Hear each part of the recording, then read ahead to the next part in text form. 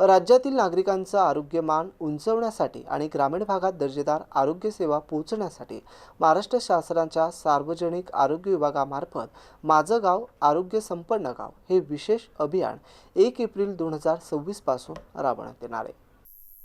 या अभियानात सहभागी होणाऱ्या ग्रामपंचायतीचे एकूण 60 निकषांवर गुणांकन करण्यात येणार असून 70% अधिक गुण मिळवणाऱ्या गावांना आरोग्य संपन्न ग्राम म्हणून घोषित करण्यात येणार आहे।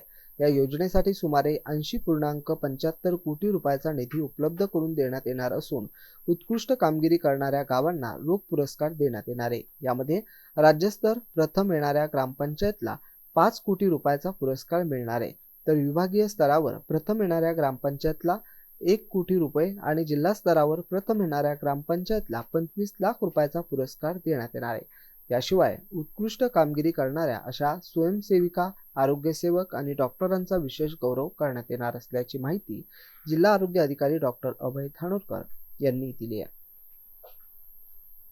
सर्व जे शासनाने योजना काढलेली आहे त्याचा फायदा होईल आणि आजचं जे काय केला त्याबद्दल आयोजकांचे आभार मानतो। त्यांनी शॉर्ट